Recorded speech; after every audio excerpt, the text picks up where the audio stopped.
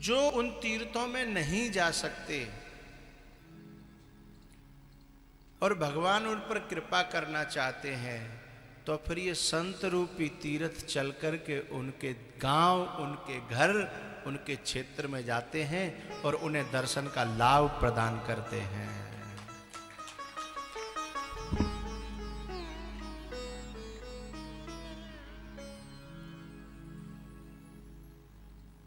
ये जो पीछे माताएं बैठी हैं, कहीं ये बख्तियारपुरा की तो नहीं है कोई इसमें?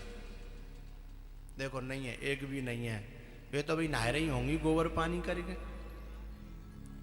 हैं? नहा रही होंगी भाई। आंगी आ रहा हूँ पश्चात के टाइम तक आंग हैं। बाहर वाली श्रोताओं से, चाहे नारी हो चाहे पुरुष हो, उनसे मैं बहुत प्रसन्न हूँ, क्योंकि मैं लगभग जानता हूँ ये सभी लोग बाहर के हैं।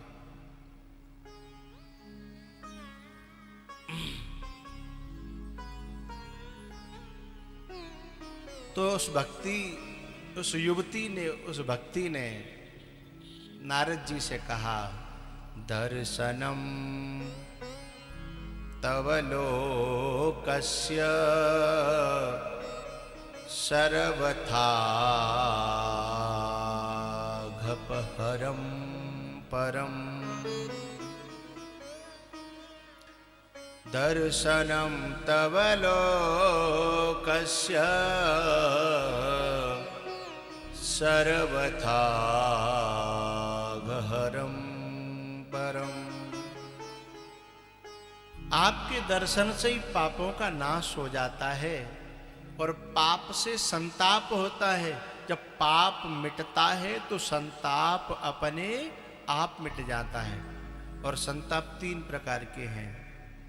दैहिक, दैविक, भौतिक तापा। दैहिक, दैविक।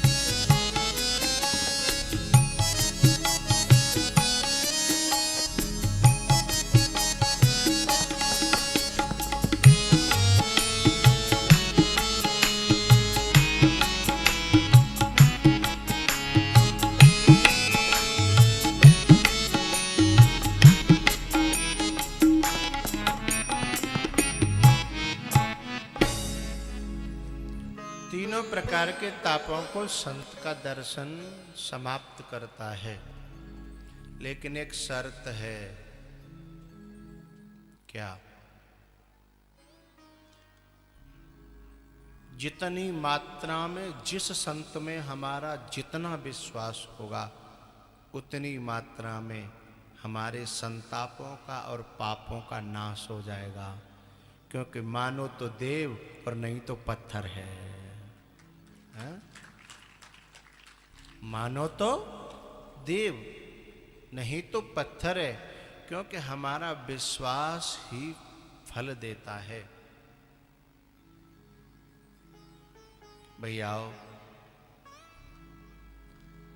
नारद जी रुके और उन्होंने उसका दुख पूछा। तब उस नारी ने बताया, अहम भक्तिरिति ख्याता इमौ मे तनयौ मतौ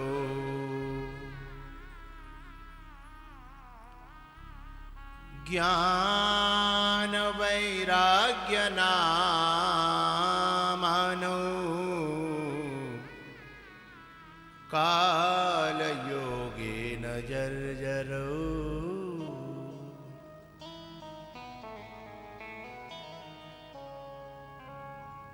ज्ञान वैराग्य नामानो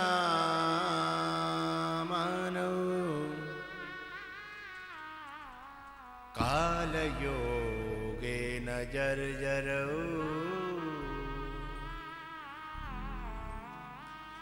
हे नारद जी, मैं भक्ति हूं और ये दोनों जो बूढ़े हो गए हैं मेरे पुत्र हैं और मैं जवान हूं, और ये मूर्छित हो गए हैं, ये जर्जर हो गए हैं।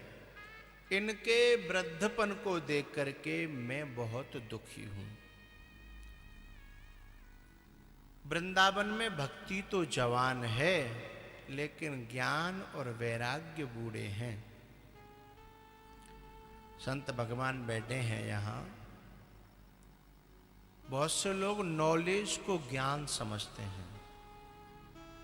नॉलेज यानी जानकारी को लोग ज्ञान समझते हैं। जानकारी ज्ञान नहीं है।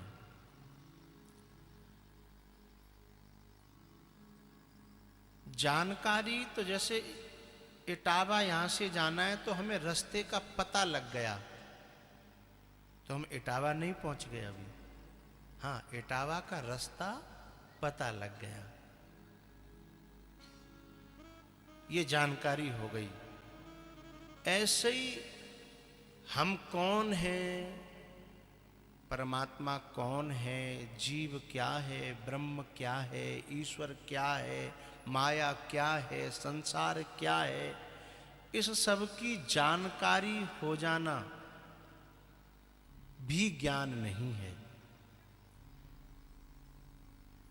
मैं सचमुच में क्या हूं अथवा सचमुच में ब्रह्म क्या है, माया क्या है, इस बात को अपने जीवन में अच्छी तरह धारण कर लेना, समझ लेना, उतार लेना ही ज्ञान है।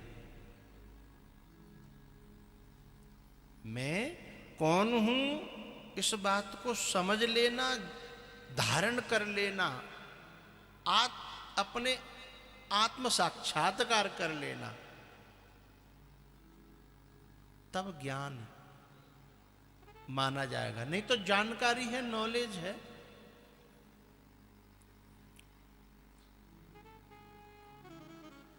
जो रेलवे स्टेशन पर टिकट बांटता है ना, वो तुम जहां की कहते हो वहीं की टिकट दे देता है। जहां की कहते हो तुम वहीं की, और उसे रेलवे के सारे रूट्स पता हैं। लेकिन ये जरूरी नहीं है कि उसने सारे रूट अपनी आंखों से देख लिए हों, वहां पहुंचा हो, हैं? लेकिन टिकट बांटता है वो सबको, जानकारी बांटता है, जाने की नॉलेज भी दे देता है। पूछताछ केंद्र होता है ना, पूछताछ केंद्र पर भी बैठा रहता है, फलानी ट्रेन इतने बजे आएगी, हैं, फलाने प्लेटफार्म पे आएगी और फलानी फलानी जगह होते होते वहां पहुंचाएगी। नॉलेज है, जानकारी है, लेकिन वो जहां जहां की जानता है, जरूरी नहीं है वो वहां पहुंच गया हो, हैं? इसलिए ज्ञान में और जानकारी में बड़ा अंतर होता है। ज्ञान वो है जो अपने भीतर उतर गया है, और जानकारी तो सब लोगों के पास होती ही है। हाँ?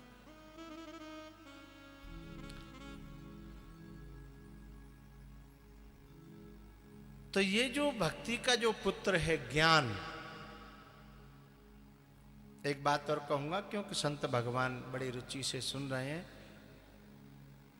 एक बात और कहूंगा, कभी कभी ज्ञान हो जाने के बाद में भी जीवन में अज्ञान की दशा आने की संभावना रहती है।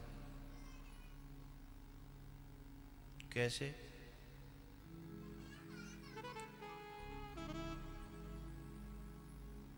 किसी सदगुरु के सानिध्य में हम रहे, सेवा करी और उन्होंने ऐसा उपदेश किया कि हमको बोध हो गया और हमें अपने स्वरूप का सच्चिदानंद रूपाय विश्वोत्पत्त्यादि हेतवे, उसके हम अंश हैं और हम भी सच्चिदानंद रूप हैं। इस बात का हमें थोड़ा थोड़ा भान होने लगा। रामायण में ज्ञान दीपक एक प्रसंग है, उसमें बड़ा लंबा लंबा प्रोसीजर है, बड़े लंबा एक प्रक्रिया है लंबी, तब जाकर के ज्ञान का दीपक जलता है अंदर है। ज्ञान का दीपक बड़ी मुश्किल से जलता है, लेकिन ये मत समझना ज्ञान का दीपक जल गया तो बात खत्म हो गई, नहीं। आवत देख विषय बयारी, है? यदि ज्ञान के दीपक के बुझने की भी बड़ी संभावनाएं रहती हैं, है? ज्ञान का जो दीपक है उसके चारों तरफ देवता लोग रहते हैं। ज्ञानी उन देवताओं को हटा करके वहां पर पहरेदार खड़ा करता है विचार।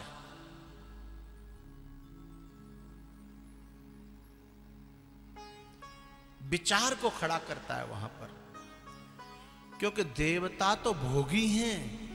देवता तो हमेशा चाहते हैं कि ये ज्ञान का दीपक बुझ जाए, क्योंकि ज्ञान का दीपक जलने के बाद में भोगों में रुचि नहीं रहती,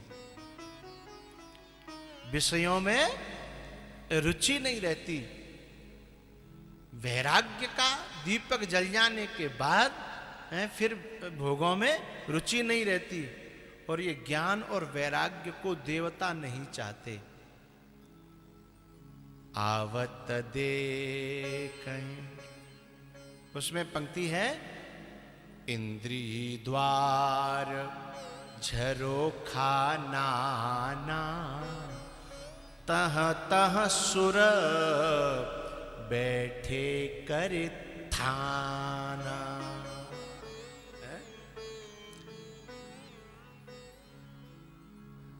थाना जानते हो? थाना, ये पुलिस का थाना नहीं,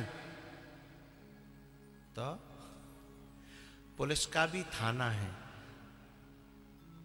और एक जगह और होती है हमारे गांव में, जब कल कलश यात्रा निकल रही थी, बड़ी लंबी कलश यात्रा थी, गोवर्धन ते ज्यादा, और संख्या भी बड़ी लंबी थी, आदमी की संख्या, माताओं की संख्या, फिर गाड़ी की संख्या, फिर काहे की, फिर काऊ की नहीं, फिर हमारी संख्या तो मैंने कई जगह देखा खेतों पर अपने अपने देवतन के बने थान, समझ गए? देवतन के बने थान, एक चबूतरा है, उसे थान कहते हैं हमारी ग्रामीण भाषा में, कि देवतनों को थान बनवा दो। तो थान का मतलब है अपनो अड्डा, समझ गए? अपनो अड्डा, अपनी बापती, अपनी रजिस्ट्री है। ऐसे ही देवता जो है इंद्रियों पर अपनो अपनो थान बना के बैठ गए हैं। ये जमीन बेचने वाले पूरी जमीन बेच दें, लेकिन बेचते समय ये कहते हैं कि भाई हमारे खेतन सवरिन तुम ले ले, पर यह थान की जगह कबो ज्योतियो मत, कबो कबो जिन पे पानी चढ़ावे हमें आनो पड़ेगा। थान यानी प्रतिष्ठा। कलश यात्रा में गए थे तो एक मूर्ति बंधी हुई रखी थी, अब ये नहीं पता वो अंदर काय की मूर्ति थी।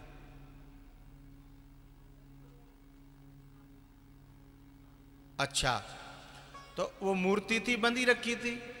अब जिस दिन उसकी प्राण प्रतिष्ठा हो जाएगी, हैं, वो जब मूर्ति खोल दी जाएगी हैं, तब बाको एक ठोर है जाएगी, बाको थान, वो हो जाएगा उसका थान।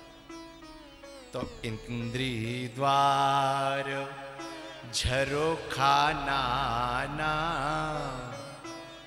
तहाँ तहाँ सुर, सुर माने देवता, बैठे करे थाना।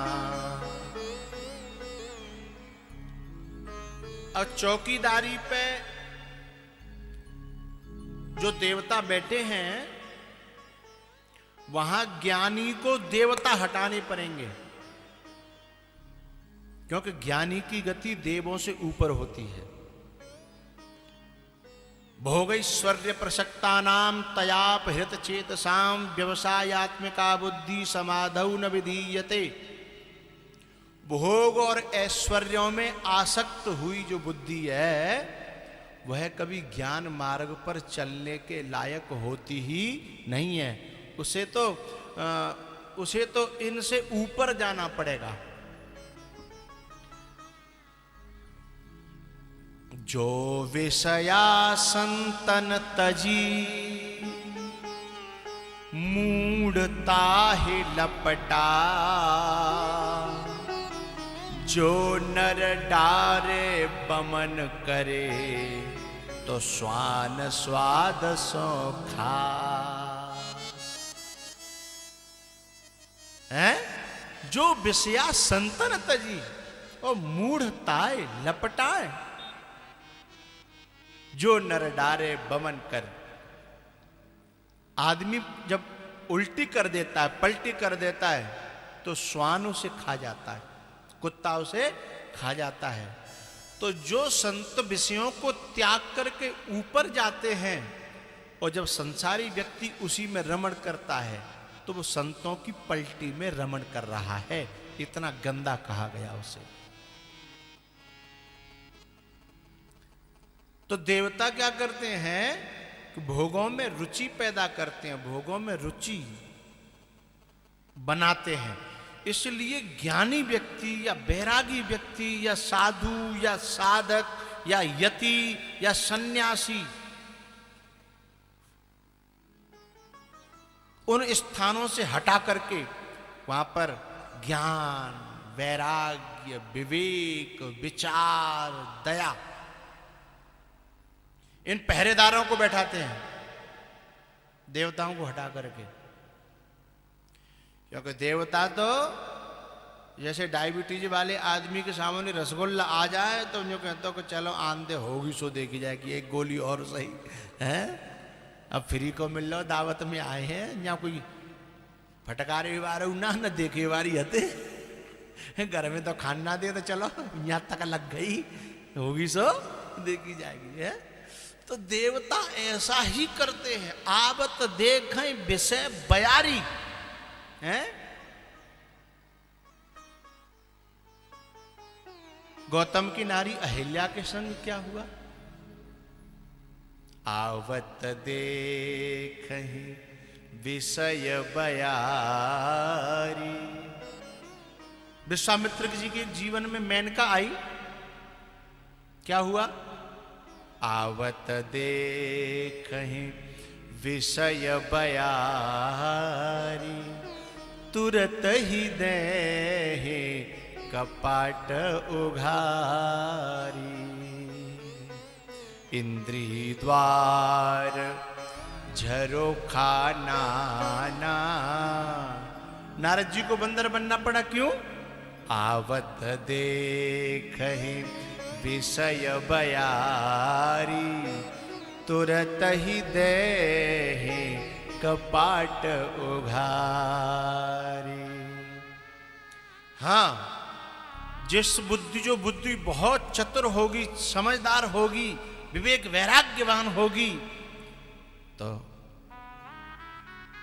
होई बुद्धि जो परम सयानी, होई बुद्धि जो परम सयानी, तिन तन चितवन अनहित जानी। यदि बुद्धि सयानी नहीं परम सयानी होगी,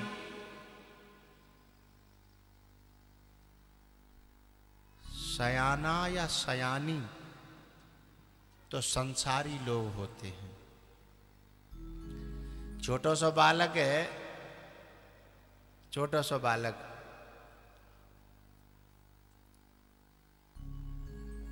और वो अपनी किसी वस्तु को चाची के घर में देख लेता है या ताई के घर में देख लेता है तो उठा के चल देता है कि यह हमारी है।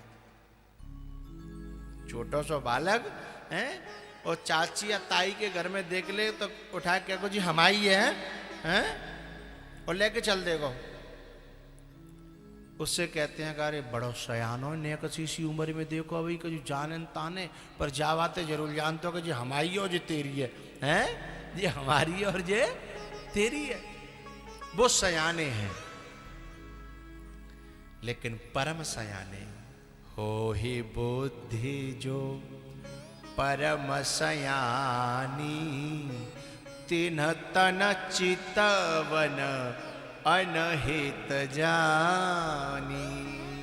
होई बुद्धि जो परम सयानी बुद्धि है वो उधर देखती ही नहीं है, अपनी निगाहें बदल लेती है। जैसे पंचवटी पर जब शूर्पणखा आई, शूर्पणखा क्या है? माया। शूर्पणखा है माया, और वो आई राम जी को ठगने के लिए। यानी राम लक्ष्मण में से कोई आ जाए अंटा में, ठगवे के लिए आई। राम जी ने मना कर दिया तो लखन जी के पास चले गए, लखन ने फिर मना कर दिया तो फिर राम जी के पास, फिर राम जी ने मना किया तो और लखन जी के पास।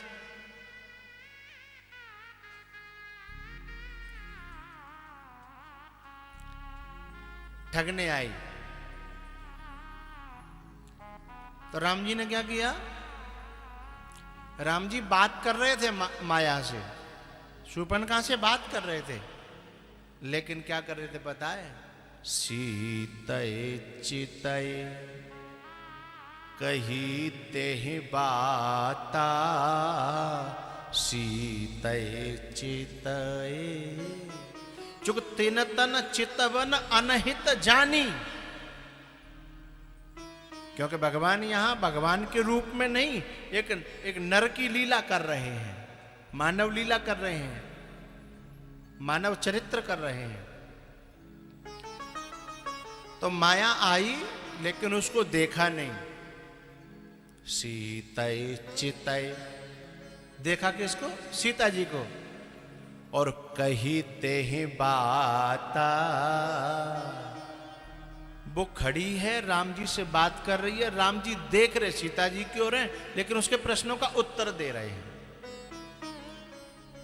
सीतये चितये कही तेहि बाता, अहै कुंवार मोर लघु भ्राता।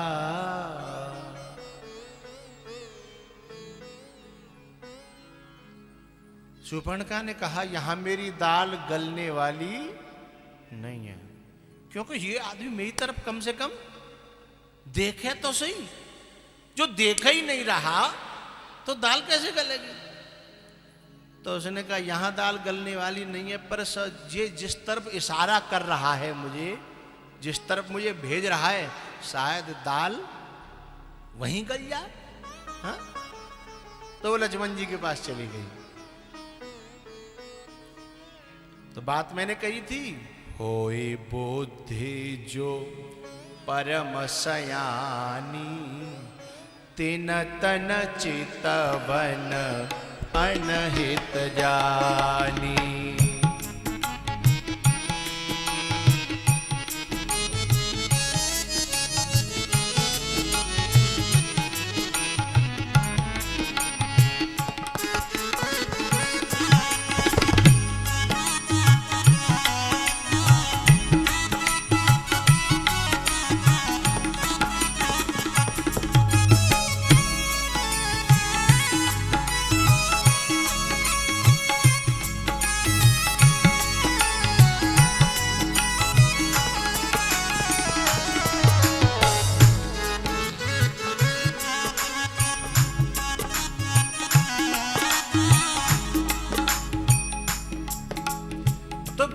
यति को, ज्ञानी को, बैरागी को अपने कानों पर, अपनी आंखों पर, अपनी जुबान पर है, अपनी नाक पर, इंद्रियां हैं ये,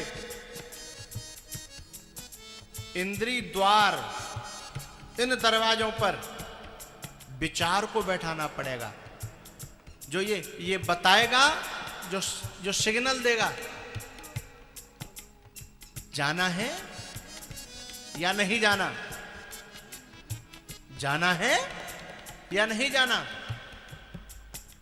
है ना।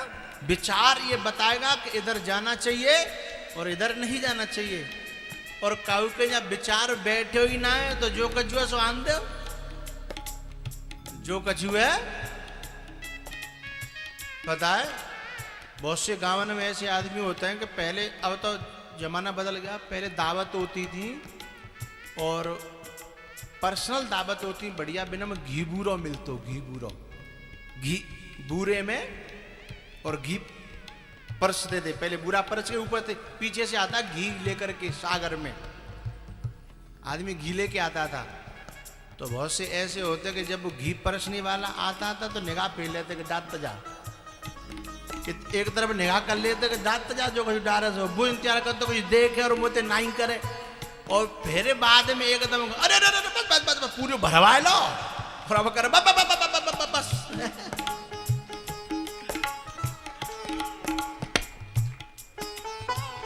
चाहे भले ही फिर झिले नहीं, पर भरवा लो, चलो फ्री को मिल रहा है ना, है? इसलिए विचार, बहुत से लोग तो आमंद है, जो कुछ हो सो आमंद है, मामला गड़बड़ हो जाएगा ना। विचार बैठा हो वहां,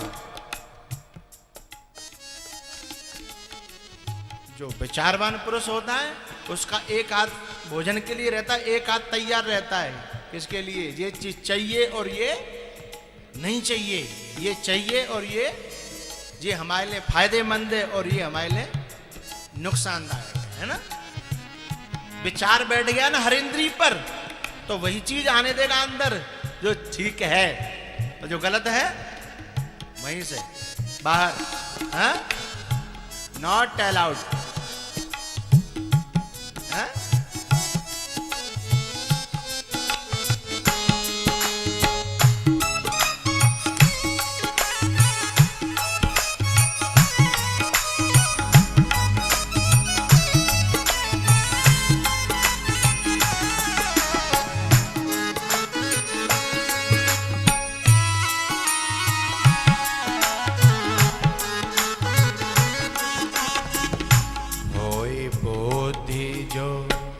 परम सयानी तिन तन चितवन अनहित जानी।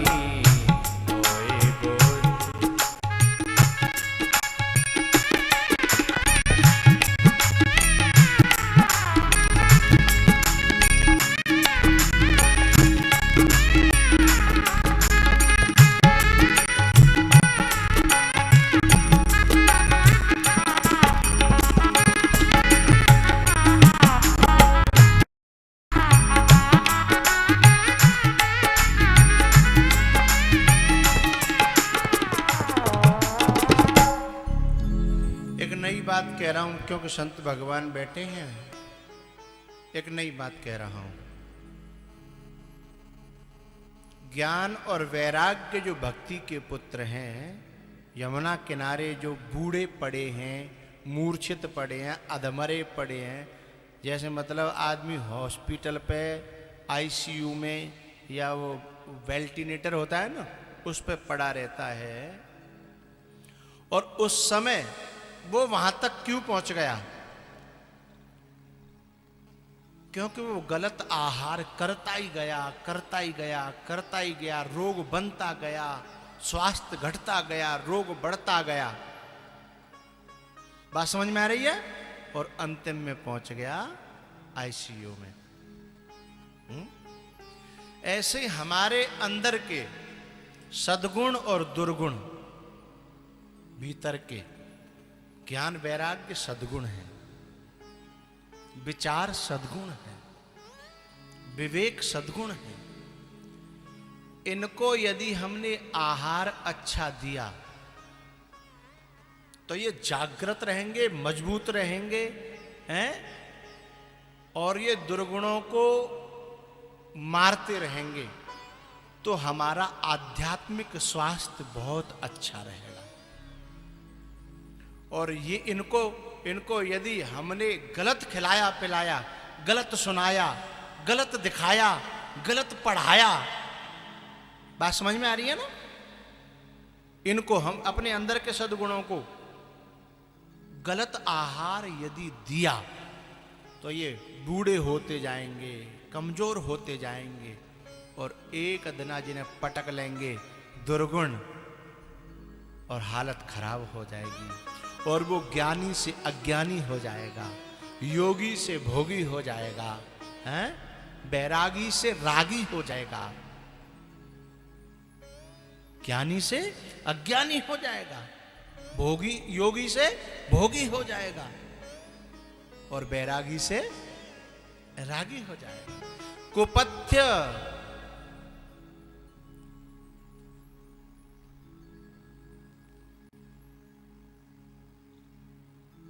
पथ्य और कुपथ्य,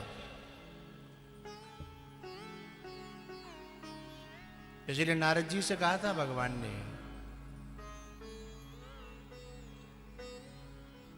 कुपथमा गरुज व्याकुल रोगी, वैद्य न देहि सुनहु मुनि जोगी।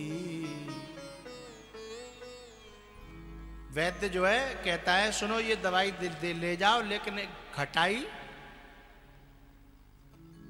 चिकनाई बंद, और मीठा तो बिल्कुल छूना ही नहीं है, ये दवाई ले जाओ। और दवाई आपको 1 महीने में ठीक कर देगी, गारंटी है।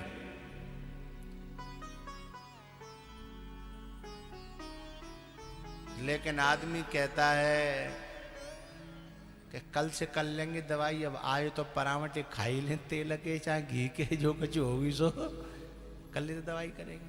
कल ले आई तो फिर कहते हो कि कल ले देखेंगे, आज कोई बात ना है। यदि ऐसा करता रहा तो रोग बढ़ता जाएगा और दवाई भी खत्म हो जाएगी, दवाई भी खाता रहेगा, हैं? इसलिए वैद्य मना करे, सदगुरु मना करे, महापुरुष मना करे, उन चीजों से कोशिश करे बचने की। मैं ये नहीं कह रहा हूं कि तुम पूरी तरह बच पाओगे, क्योंकि काजर की कोठरी में कितनों सयान हो जाए, एक दाग काजरों को लाग है पे लागे है? मैं ये नहीं कह रहा कि तुम बच जाओगे, लेकिन कोशिश करते रहोगे तो आज नहीं तो कल, कल नहीं तो परसों, परसों नहीं तो बरसों कोशिश करते रहोगे तो कौन कौ दिना बच जाओगे और पार हो जाओगे। क्योंकि मैंने एक बात देखी है, एक तो प्राइवेट बस होती है और एक सरकारी बस होती है। प्राइवेट जो बस होती है ना, वो चिल्लाता जाता है, बेबार बेबार बेबार बेबार बेबार, बसरे हार बसरे हार बसरे हार, इटावा है, चिल्लाता जाता है। और उसको कंडक्टर जो दरवाजे में रहता है वो दूर तक देख के कोई सवारी वहां से चल रही हो खेतन और रोक ले गाड़ी, फिर वहां इशारा करो न भागे न तेज कर स्पीड है, चुको मेरा नंबर कट जाओ, वो जल्दी भी पहुंचना है ना। यदि वो सवारी ने थोड़ी चाल तेज करी और वन्य चाल बढ़ाई तो वो गाड़ी बार रोकेगा, लेकिन सवारी टस से मस नहीं है रही, बई चाल पे चल रही है और वहां को नंबर कटवे वारो है, तो सवारी को छोड़ करके चला जाएगा, हैं? और सवारी भाग रही होए, सवारी भाग रही होए तो फिर भले ही वहां को नंबर कट जाए, पर वो कहेगा यार भागे रहो है कम से कम, और नहीं रोकेगा तो बगलवा कहेंगे देख कितने होते भाग रहे, तरह से तो करे हैं, ने का तरह से तो खा, बेचारे को पसीना आएगा, हैं? ऐसे ही जो कोशिश करेगा उसके लिए महात्मा की बस रुक जाएगी, परमात्मा की भी बस रुक जाएगी। और जो खुद कोशिश नहीं करेगा ना, जो खुद कोशिश नहीं करेगा है, उसके लिए न सरकारी रुकेगी और न प्राइवेट रुकेगी है। इसलिए खुद थोड़ी सी कोशिश करिएगा। किसकी? सदगुरु जिन परहेजों को बताए, सदगुरु जो करने को बताए वो करना, और न मना करे उसको न करना, कोशिश करना, तो गाड़ी रुकेगी। बुद्ध पुरुष की गाड़ी रुकेगी, संत की गाड़ी रुकेगी हैं, उसके ब्रेक लगेंगे, तुम्हें बिठाएगी और तुम्हें ले जाएगी। लेकिन यदि उसके बताए अनुसार न चले, कोशिश नहीं की, तो छूट जाएंगे। तो बात चली थी ज्ञान और वैराग्य की।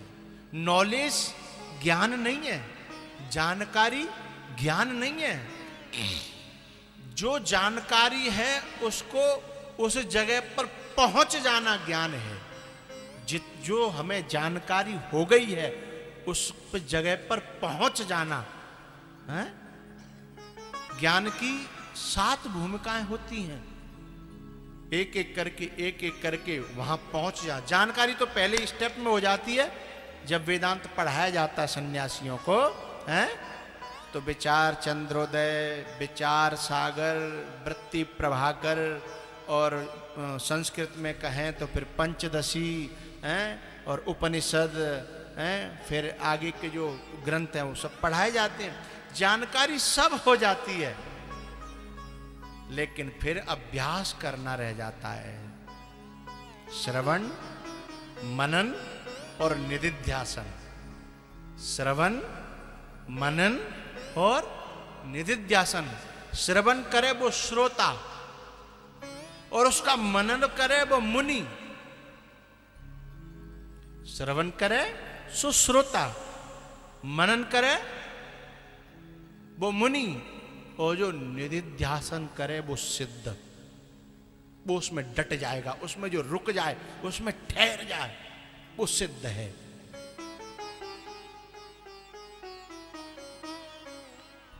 तो आप जितने श्रोता बैठने हैं ना, आप में श्रोता तो सभी हैं, लेकिन आप में कुछ कुछ लोग श्रोता के संग में मुनि भी हैं, बात पर मनन भी करते हैं।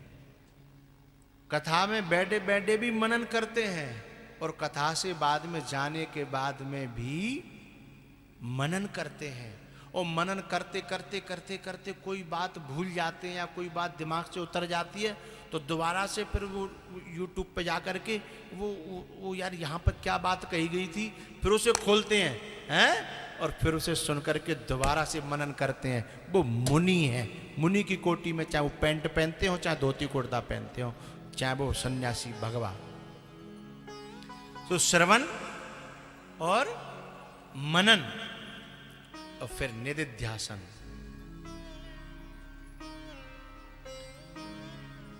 तो ये जो भक्ति है ना, इसके जो ज्ञान और वैराग्य जो पुत्र हो गए हैं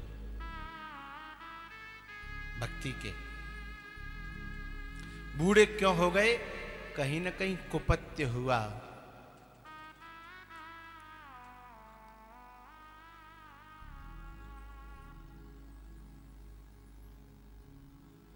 इसलिए हमें सबसे ज्यादा आवश्यकता है कि हमारे जीवन में कोई कुपथ्य न हो जाए। पथ्य एक बार के लिए न हो, लेकिन कुपथ्य न हो। पथ्य एक बार के लिए न हो, लेकिन कुपथ्य न हो।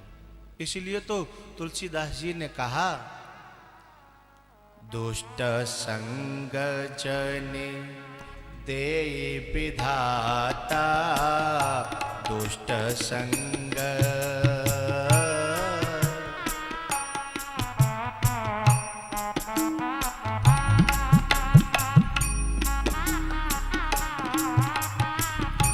दुष्ट संग माने कुसंग है, दुष्ट संग माने कुसंग। दुष्ट संग जनी दे विधाता, बरु बस भलो नरक को बासा।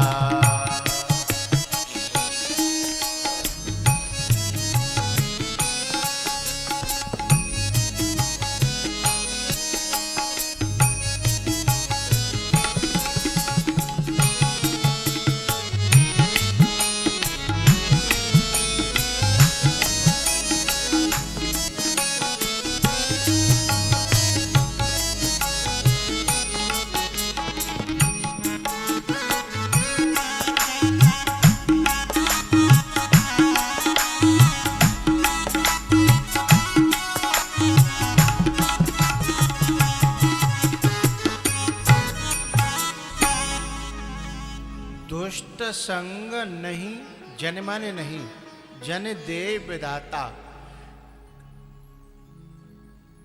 बरोबस भलो नरक को वासा। उससे तो नरक का वास अच्छा है। किससे? दुष्ट के संग से। क्यों भैया? दुष्ट के संग से नरक का वास कैसे बढ़िया हो गया? क्योंकि नरक का वास करने से पाप खत्म होते हैं। क्योंकि हमने जो किया उसे हम भोग रहे हैं, भोग लेंगे तो भोग करके खत्म हो जाएगा। लेकिन दुष्ट के संग से पाप खत्म नहीं होगा, पाप बोलो बोलो बढ़ेगा। इसलिए ताते भलो नरक को, क्योंकि वहां कम से कम पाप खत्म होंगे, काउंटिंग कम होगी है, और यहां तो काउंटिंग बढ़ेगी। परुबस भलो नरक को वासा। दुष्ट संग जने दे विधाता। बरुबस भलो।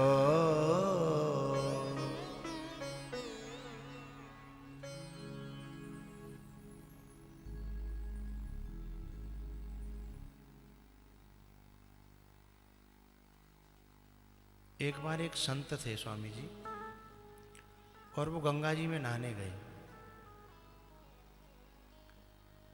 गंगा जी में नहाने गए और शिष्य था उनके साथ में। शिष्य किनारे पर था। शिष्य ने कहा कि गुरुजी मैं आ जाऊं अंदर? बोले रुक ले अभी, वो मेरा कमंडल लेके आ। कमंडल कमंडल लेके आ गया।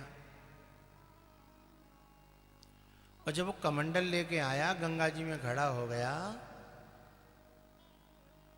तो गुरुजी ने कमंडल लिया और अपने ऊपर 2 कमंडल पानी डाला खड़े होकर के।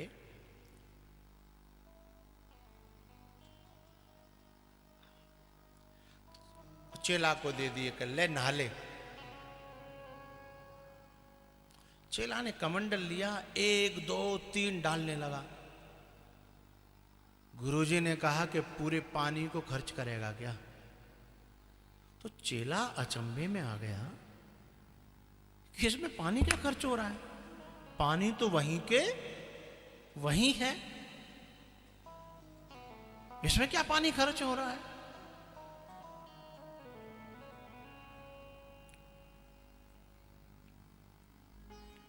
लेकिन शिष्य था। शिष्य का क्या होता है? जो गुरु के सामने शिष्टाचार से रहे वह शिष्य होता है। गुरु के सामने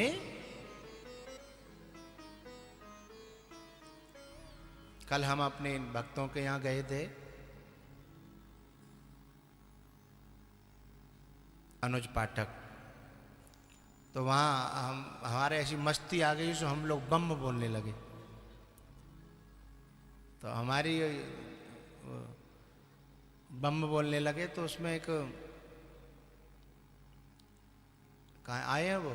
हाँ आए महंत जी महाराज हैं, खड़े हो जाए पुजारी जी। हाँ इन्होंने भी हमारा साथ निभाया बम में। बैठ जाए, बहुत अच्छा हुआ आज आप लोग आए। तो हमारी तरफ से ये, और दूसरी पार्टी में अनुज की चाची, और इनकी टक्कर हुई। चाची भी आई है क्या? चाची को शर्म लग रही है। तुम खड़े होके कहो तब खड़ी हो।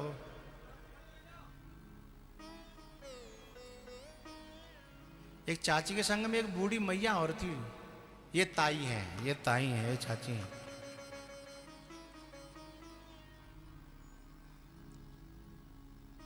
तो वहां एक बात चली,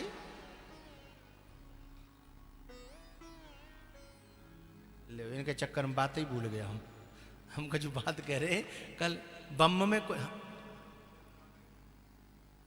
हाँ जल डाल रहे थे। हाँ वो आगे बात याद, शिष्टाचार की बात चल रही थी। शिष्य वो होता है जो गुरु के सामने शिष्टाचार से रहे, हैं?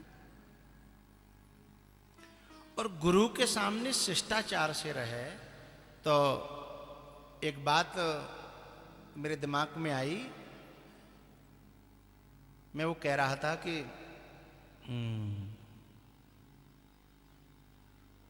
सच्चो भाव प्रभु सो रहे। मैं ये बम गाने वाला था कल, लेकिन तब तक फिर ये लोग मुझे उधर ले गए कि चलो तुम्हारे लिए वो सजाए, सजावट करिए वो। तो उधर ले गए। एक वो मैं बम गाने वाला था, आज गा ही देता हूँ ना। हाँ गा ही देते हैं।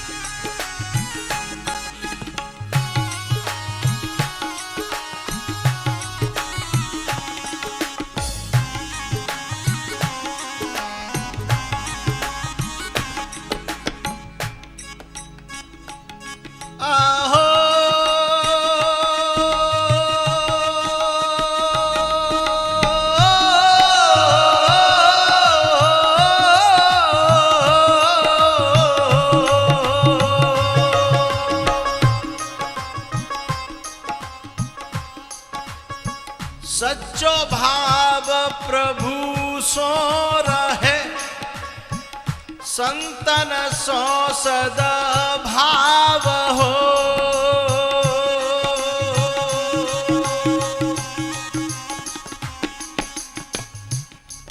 आहो दुनिया में ऐसे रहो जैसे लगी जाए दाव। क भोला तेरी बम बोले जा प्यारे बम बोले।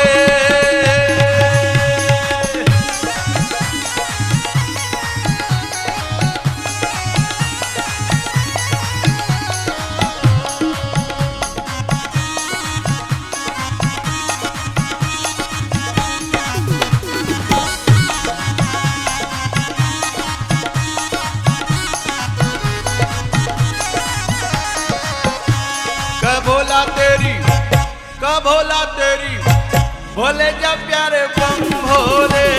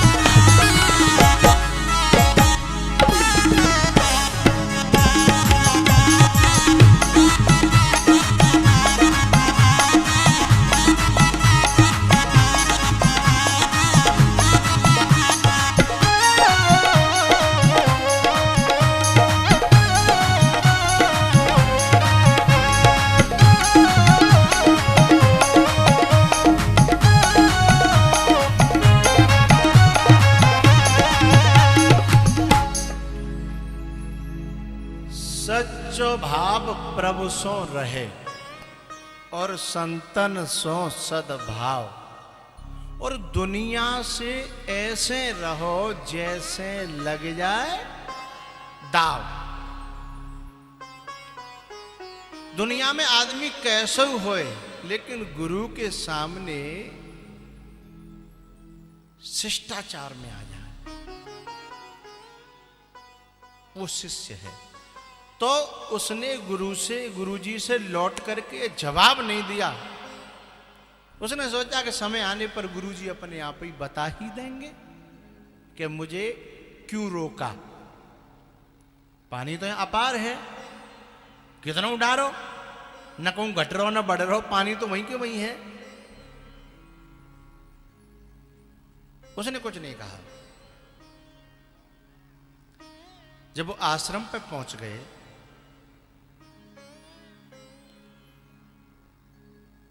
तो शिष्य नहा रहा था। गुरुजी वहां अचानक से पहुंचे। पहले जमाने की बात है, कुआं था, कुएं से बाल्टी से पानी खींच करके नहा रहा था। तो गुरुजी ने कहा, बेटा हमने कल तुमसे केवल 2 ही कमंडल डालने दिए, ऊपर से ज्यादा पानी नहीं डालने दिया, तुमने कुछ पूछा नहीं। तब शिष्य ने कहा, गुरुजी आप जो भी कुछ कर रहे होंगे उसमें कुछ न कुछ मेरी भलाई छुपी होगी, आप अपने आप बताओगे। मैं अधिकारी यदि होऊंगा तो आप मुझे अपने आप बताओगे। तो बोले बताऊं? बोले हाँ गुरुजी बताओ। तब गुरुजी ने कहा, बेटा वहां तो पानी अपार था, ये बात सही है, लेकिन हमारे जीवन में सदा सदा अपार पानी रहने वाला नहीं है।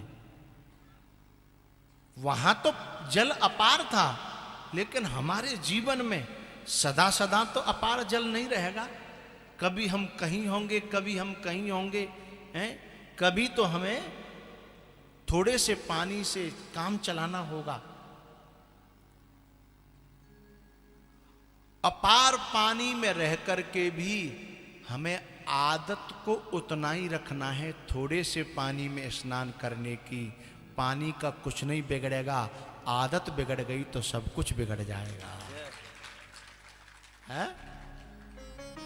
यहां आप लोग बैठे होंगे जो पहले गरीब होंगे और आज थोड़े से पैसा वाले हो गए होंगे, तो उनको पता होगा कि पहले पूरी साल का खर्चा 10,000 में चल जाता था और आज का एक दिन का खर्चा उनका 10,000 में नहीं चलता होगा, या एक महीने का खर्चा 10,000 में नहीं चलता होगा, पहले पूरी साल का।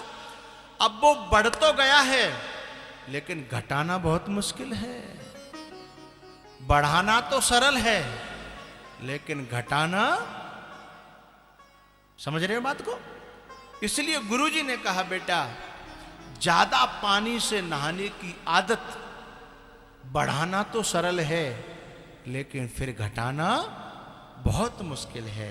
इसलिए स्वभाव को हम अपने स्वभाव को हमेशा जो अच्छा रखना चाहते हैं, हमें जल नहीं देखना है, हमें अपना स्वभाव देखना है।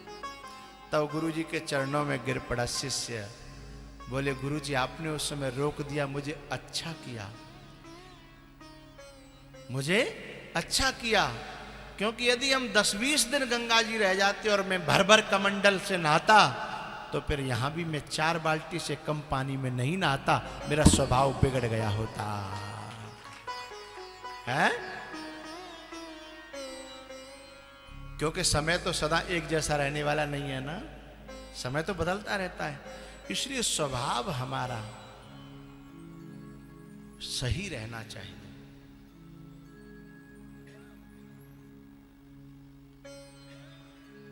तो बात चल रही है ज्ञान और वैराग्य की। ज्ञान और वैराग्य हमारे जीवन में, इनको हमें खुराक देने की आदत पड़ गई और बात चलते चलते पहुंची थी स्वर्ग वो नरक और बुरा संग, नरक और बुरा संग। बुरा संग सबसे बड़ा सबसे बड़ी हमारे साथ में जो दुर्घटना होती है वो क्या है? बुरे संग से हमारा स्वभाव बुरा हो जाता है। बुरे संग से हमारा स्वभाव बुरा हो जाता है, और जब हमारा स्वभाव बुरा हो जाता है तो फिर हम स्वयं बुरे हो जाते हैं। हम स्वयं बुरे हो जाते हैं तो हमारा जीवन बुरा हो जाता है। हमारा जीवन बुरा हो जाता है तो फिर हमारा परिवार का सत्यानाश हो जाता है, कुटुंब का नाश हो जाता है।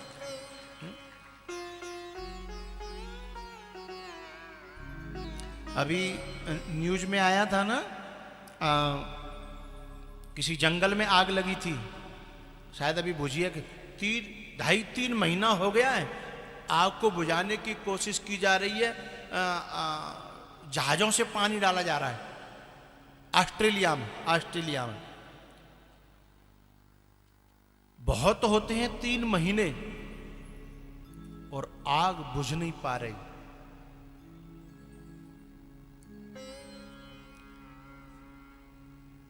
जी, तो वो मैं कहना चाह रहा था, वो जो आग है ना, पहले कोई चिंगारी पैदा हुई होगी, इतने बड़ी आग नहीं बन गई वो। पहले कोई चिंगारी पैदा हुई होगी और आज पूरा जंगल भस्म हो गया। जैसे महाभारत में दुर्योधन एक चिंगारी पैदा हुआ और पूरे खानदान का सुपड़ा साफ कर दिया है। एकेन शुष्क वृक्षेण, एक सूखा वृक्ष जैसे पूरे जंगल को तबाह कर देता है। सूखे वृक्षों में रगड़न पैदा हो जाती है तो आग बहुत जल्दी प्रकट होती है। एकेन शुष्क वृक्षेण, एक शुष्क वृक्ष जैसे जंगल को तबाह कर देता है, ऐसे ही एक कपूत पूरे खानदान को तबाह कर देता है। इसलिए कुसंग से बचना चाहिए। इसलिए तो तुलसीदास जी ने कहा कि उससे तो नरक का वास बढ़िया है, नरक जाना बढ़िया, पर कुसंग जाना ठीक नहीं है। बुरे संग से स्वभाव बिगड़ जाता है।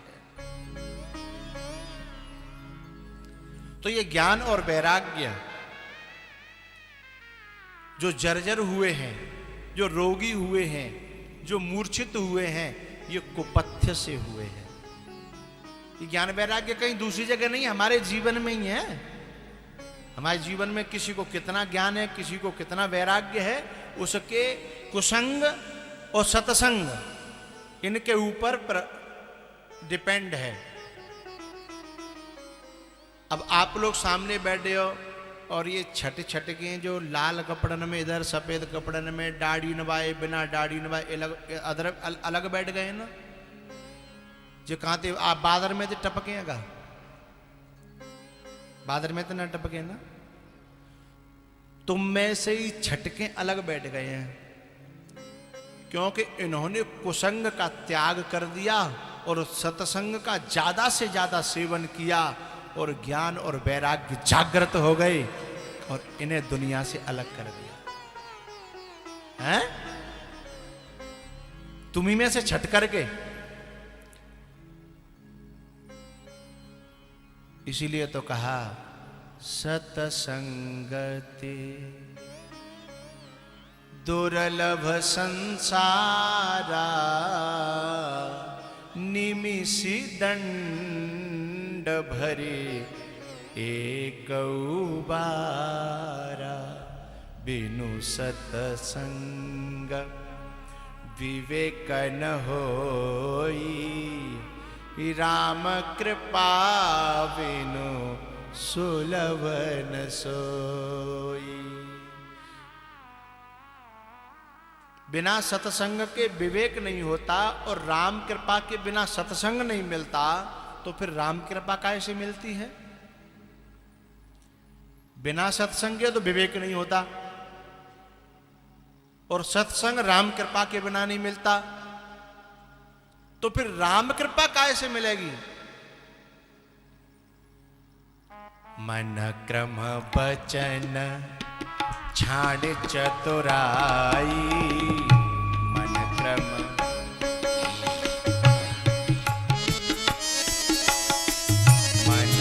क्रम वचन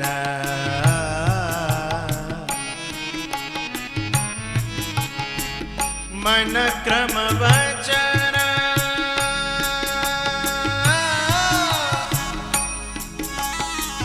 क्षण चतुराई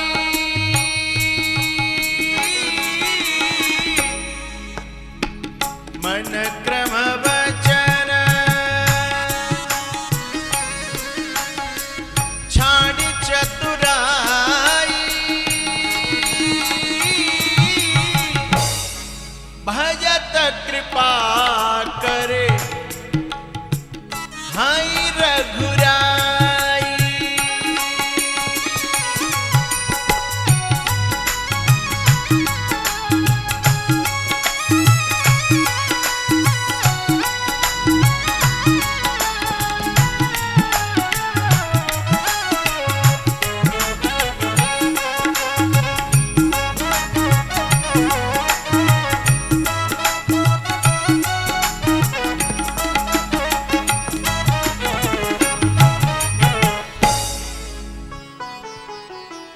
मन क्रम वचन क्षण चतुराई भजत कृपा करे हाय रघुराई।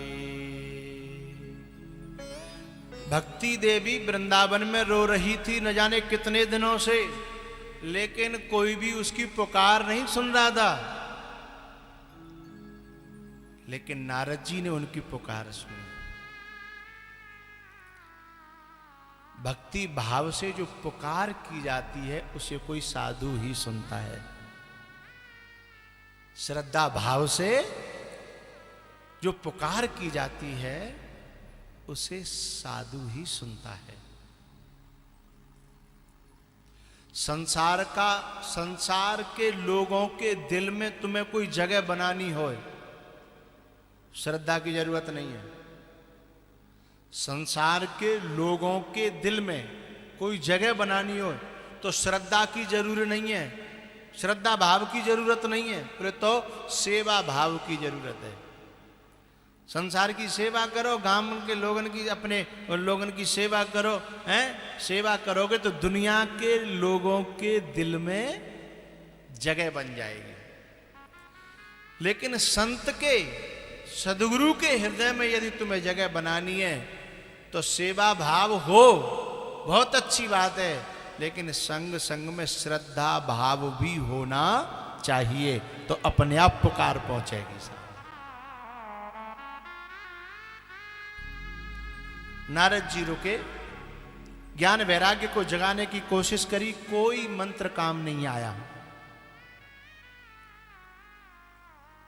तब वो थक गए, भगवान से प्रार्थना करी कि मैं क्या करूं प्रभु। तब आकाशवाणी हुई, सतकर्म समाचार।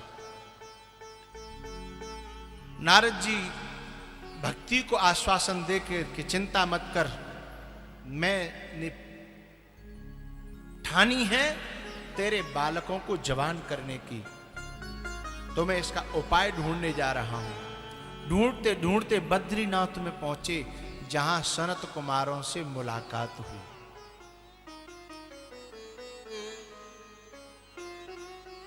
सनत कुमारों ने नारद जी को रोका और कहा, हे साधु, ऐ मुनि, ऐ महात्मा, तेरे माथे पर चिंता की लकीरें,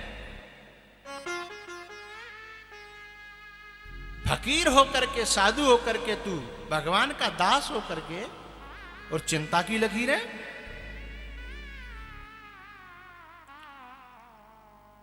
जबकि सिद्धांत तो यह है, जिम हरि शरणन एकऊ बाधा, सुखी मीन जह नीर अगाधा, जिम हरि शरण न एकऊ बाधा।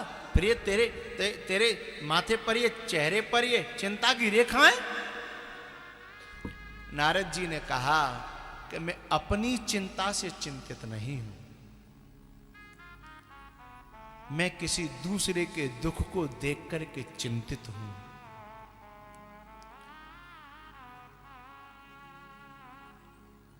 पर दुख द्रवहि संत सुपुनीता पर दुख द्रवये संत सुपुनीता।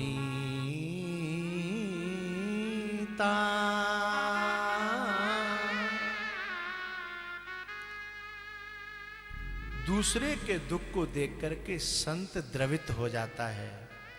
निज दुख द्रवये,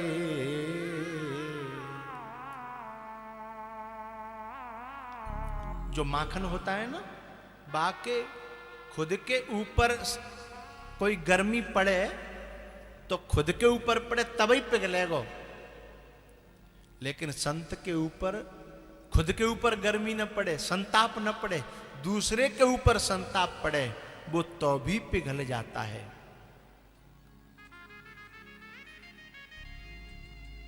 निज परिताप द्रवहि नवनीता, अपने ऊपर परिताप पड़े।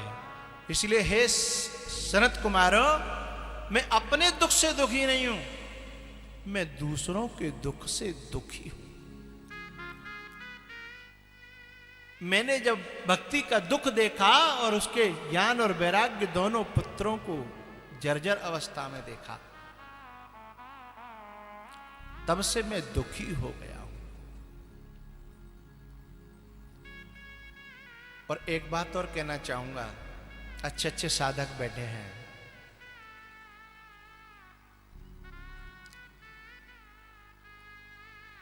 जो संसार से निकलने की कोशिश कर रहा हो, संसार से निकलने की कोशिश कर रहा हो, जिसके जीवन में भक्ति तो हो लेकिन ज्ञान और वैराग्य थोड़े कमजोर पड़ रहे हों। जैसे आप लोग बैठे हुए हैं, हम सब लोग बैठे हुए हैं, बहुत से लोगों के जीवन में भक्ति बहुत होती है, जाप करते हैं, रामायण का पाठ करते हैं, भगवान को बहुत मानते हैं, भगवान के सामने ही रोते हैं, ठाकुर जी की सेवा करते हैं, ठाकुर जी का मतलब पूरा भक्ति है जीवन में, और अंदर से बड़ा प्रेम है ना, लेकिन फंसे संसार में ही हैं, फंसे संसार में ही हैं। और कभी कभी उनका मन भी करता है कि अब बहुत कर लिया संसार के लिए, दुनिया के लिए बहुत कर लिया, अब नहीं करना, अब तो केवल ठाकुर जी के लिए ही जीना है, अब ये दुनिया छोड़ देनी है, अब कहीं वृंदावन, गोवर्धन, काशी, हरिद्वार जाना है और बस भगवान का भजन करना है। ऐसा वैराग्य जागृत होता भी है, लेकिन थोड़ी देर के लिए जगता है और फिर दोबारा वहीं के वहीं मर जाता है, सो जाता है, गिर पड़ता है, हैं? ऐसे व्यक्ति की पुकार को, ऐसे व्यक्ति के दुख को संत बहुत जल्दी सुनता है। समझ रहे हो? ऐसे व्यक्ति के दुख को संत बहुत जल्दी सुनता है, समझता है। और संसार के कुछ अपने दुख होते हैं, संसार के भोगों की तरफ भागने के, संसार की तरफ भागने के अपने दुख होते हैं। संत सुनता तो उनको भी है और कभी कभी पूरे भी करता है, लेकिन उसका लक्ष्य वो नहीं रहता, केवल उसी में फंसाए रखना उसका लक्ष्य नहीं होता। दशरथ जी महाराज जब गए थे ना वशिष्ठ जी के पास में,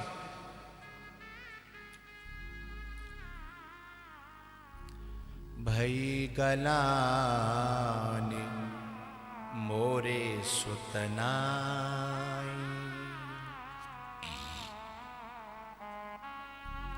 भई गलानि मोरे सुतनाही, एक बार भूपति मन माही, गुरु गृह गयो तुरत महिपाला,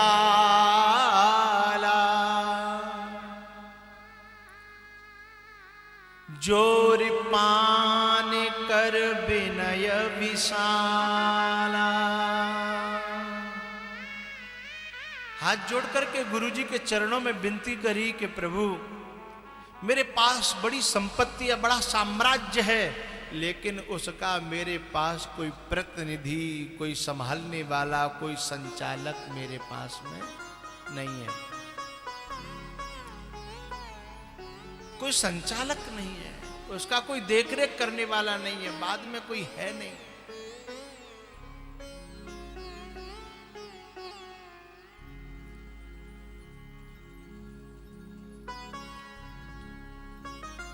भैया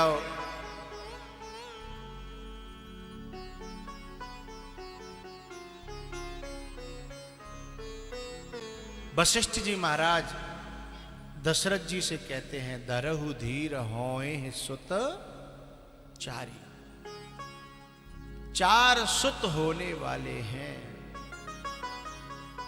लेकिन थोड़ा सा धैर्य धारण करो, थोड़ा सा धैर्य धारण करो।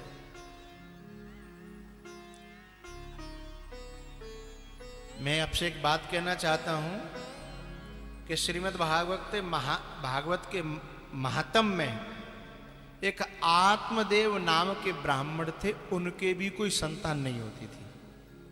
कथा तो सुनी रखी है लगभग। उनके कोई संतान नहीं होती थी और इस दुख से वो जंगल में आत्महत्या करने के लिए चले गए थे। और वहां भी उनकी अचानक से एक संत से भेंट हो गई। और संत का स्वभाव, उन्होंने कुशल क्षेम पूछ लिया, कहो कैसे हैं? कथम रोदसी विप्रत्वम काते चिंता बलियसी। हैं, तुम क्यों रो रहे हो, क्या बात है, क्या चिंता है? उसने अपना हाल सुनाया कि मेरे घर में कोई संतान पैदा नहीं होती और लोग मुझे संतानहीन कहते हैं। और भगवान आप तो संत हो, या तो मुझे ऐसा कोई उपाय बताओ कि मेरे संतान हो जाए, और नहीं तो मैं तुम्हारे सामने ही मर रहा हूं। अब संत वैसे ही फंस गए कि जी आते जी ब्रह्म हत्या और हमें लगने वाली है, ये हमारे सामने ही मरेगो। सन्यासी ने कहा कि मैं तुम्हारे माथे की रेखाओं को देख रहा हूं कि 7 जन्म तक भी तुम्हारे प्रारब्ध में कोई पुत्र नहीं है। आत्मदेव ने कहा, हो या न हो पर तुम मिल गए हो, या तो दे दो या फिर मोह ले लो। या तो पुत्र दे दो या मेरे प्राणों को मैं भी यहीं त्यागता हूं। उस समय संवाद हुआ है उन दोनों में वहां।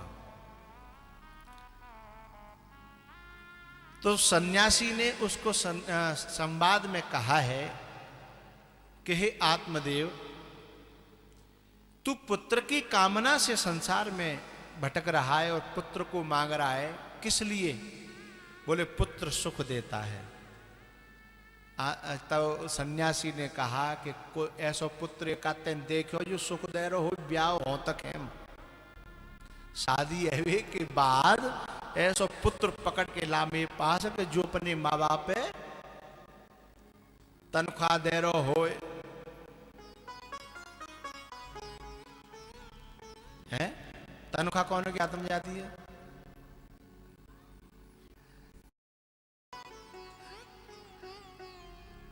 पेंशन कौन के नाम होती है?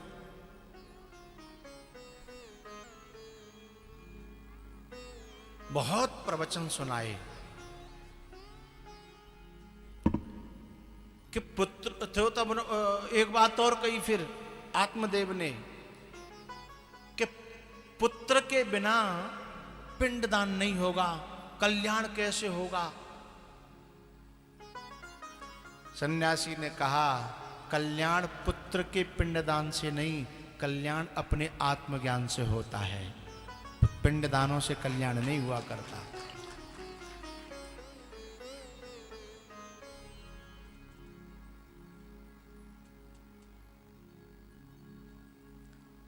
लेकिन आत्मदेव ने कहा, महाराज तुम मुझे अपने प्रवचन ने अपने पास रखो, मोए अभी तुम्हारे प्रवचनों की जरूरत नहीं है। मुझे एक पुत्र तुम दे सको तो बताओ, नहीं तो अभी मरता हूं यहीं।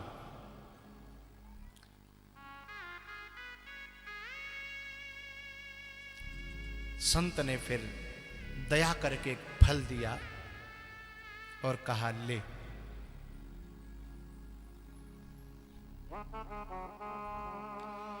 फल दिया और कहा ले, इसे अपनी पत्नी को खिला देना। तेरे पुत्र पैदा हो जाएगा। मैं आप सबसे एक बात कहना चाहता हूं और बड़े काम की बात है। अभी ये संत कह रहे थे कि 7 जन्म तक तेरे कोई पुत्र नहीं है, और अब एक फल दे करके कह रहे हैं कि ले तेरे पुत्र पैदा हो जाएगा। जब 7 जन्म तक कोई पुत्र नहीं है तो फिर पुत्र कैसे हो रहा है?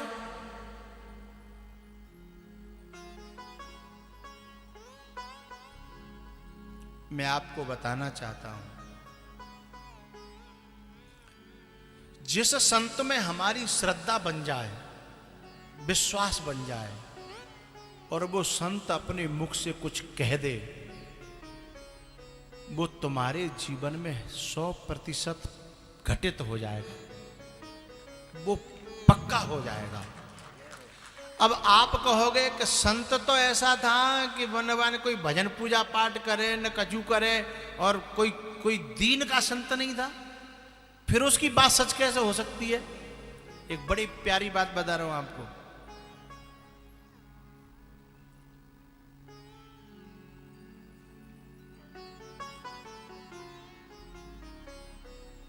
चलो कोई तपस्वी है, कोई वाणी जिसकी बड़ी तप और तेजमान है, बड़ा यशस्वी कोई संत है, तपो मूर्ति है, उसकी वाणी सत्य हो सकती है। वैसे ही भीख मांग रहे हैं और हम और वैसे ही नाम के संत हैं और हमने देखे, क्या उनकी वाणी भी सत्य होगी? बोले जी हां। बोले उनकी वाणी कैसे सत्य होगी, क्या प्रमाण है?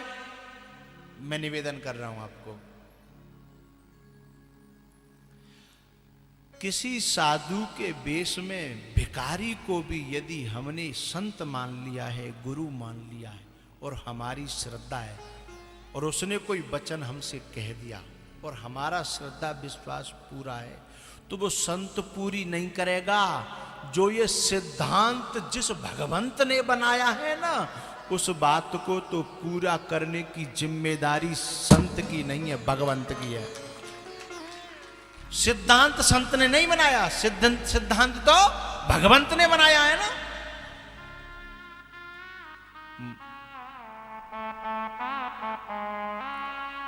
मोते अधिक संत कर लेखा। कौन कह रहा है? भगवान कह रहे हैं ना, भगवान स्वयं अपने मुंह से कह रहे हैं। मोते अधिक संत कर लेखा। एक बार नहीं, बार बार। मोर बचन चाहे पर जाए फीका, संत बचन पत्थर की लीका। ये संत नहीं कह रहा है, ये भगवान की वाणी है। ही मोर बचन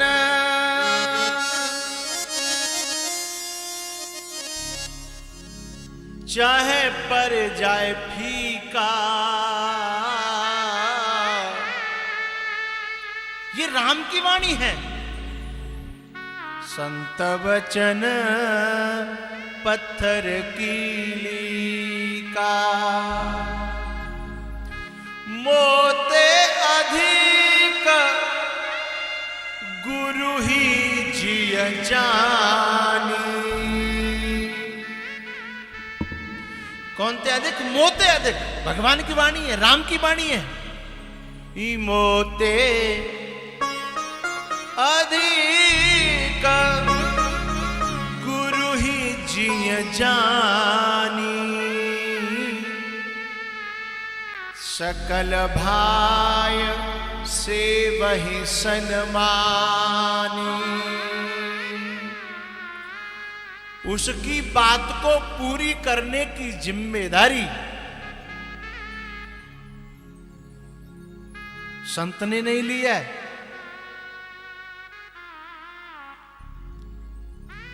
रोड पर खड़ा हुआ एक सिपाही किसी गाड़ी का चालान काट देता है,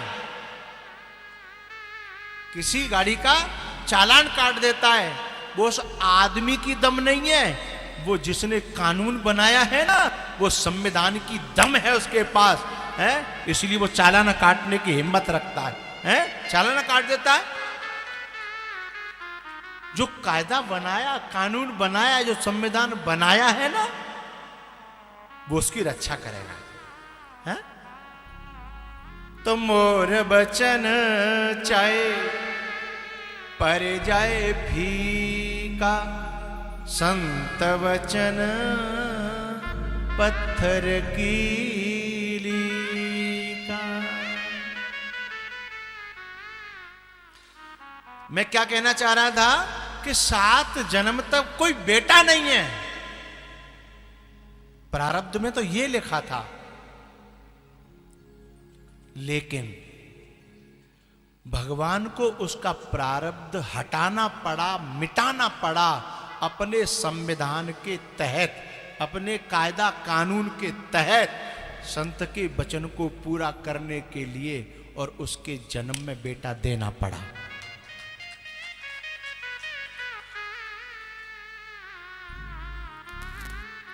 ये नारद जी ने भी कहा है, जो तप करे कुमारी तुम्हारी, जो तप करे,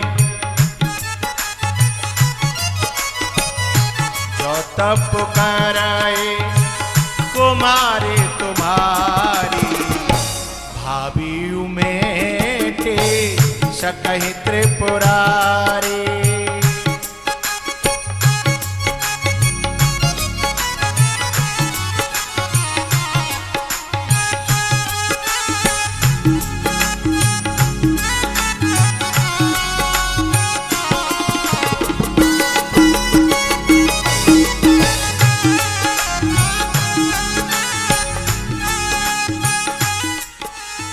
एक बात कहना चाहूंगा,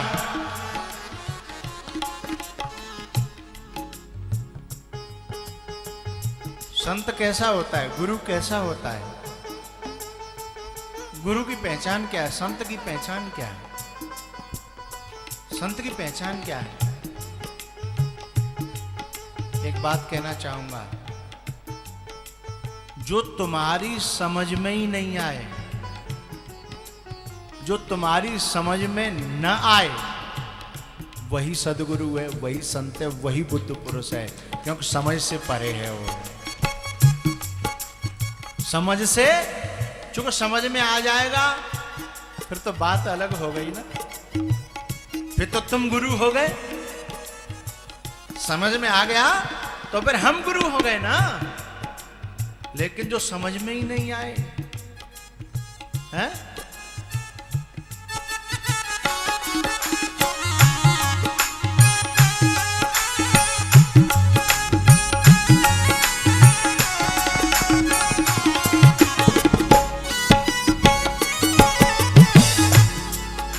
किसी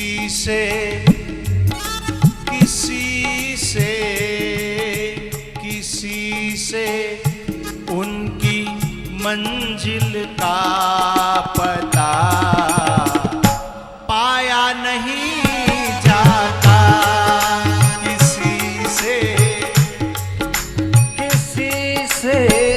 उनकी मंजिल का पता पाया नहीं जाता, किसी से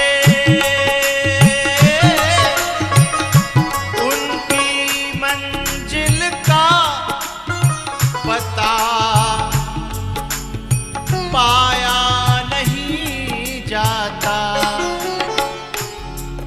जहाँ है वो, जहाँ है वो, जहाँ है वो। बुद्ध पुरुष, साधु, सन्यासी, गुरु, जहाँ है वो, जहाँ है वो, जहाँ है वो। फरिश्तों का वहाँ साया नहीं जाता।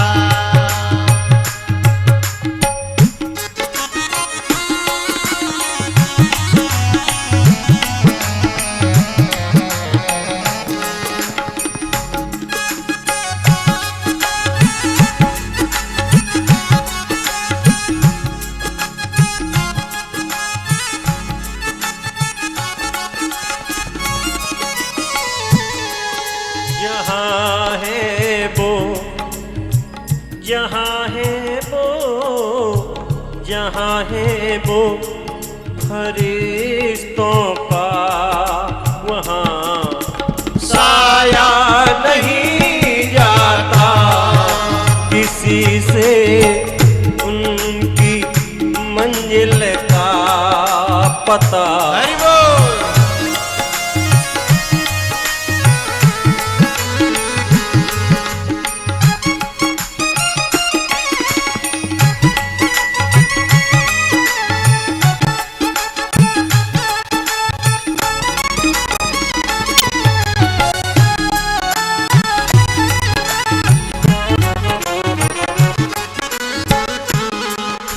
फकीरी में भी मुझको मांगने में शर्म आती है।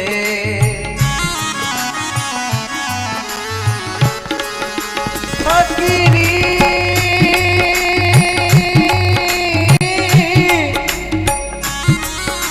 फकीरी में भी मुझको मांगने में शर्म आती है। तेरा बन के, तेरा बन के, तेरा बन के ये मुझसे हाथ फैला या नहीं जाता किसी से।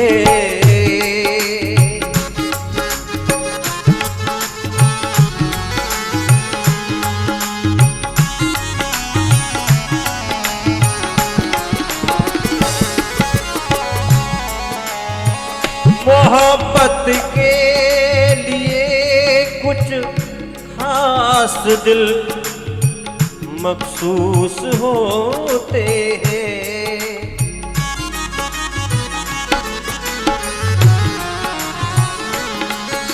मोहब्बत के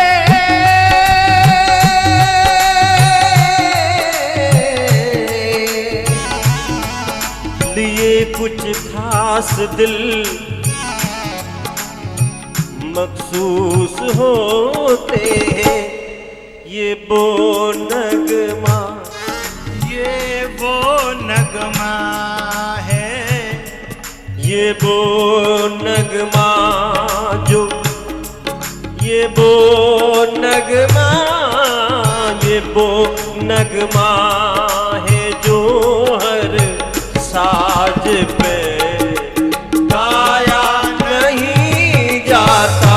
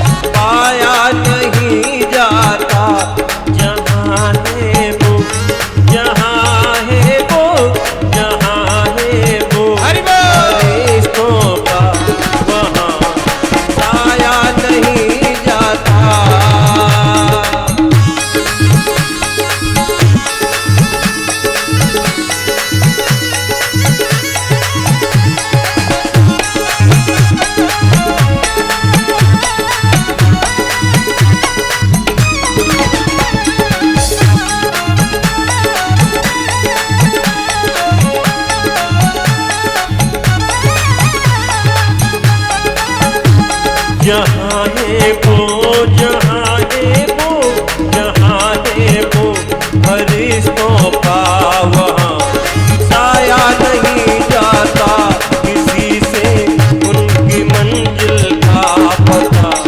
पाया नहीं जाता, पाया नहीं जाता, पाया नहीं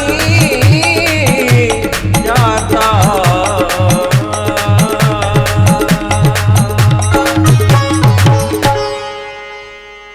जहाँ है वो, जहाँ है वो,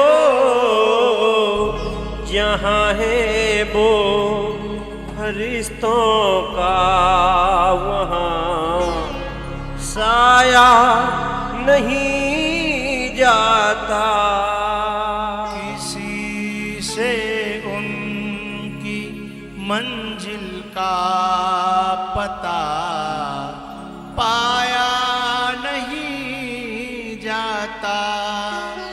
किसी से उनकी मंजिल का पता पाया नहीं जाता।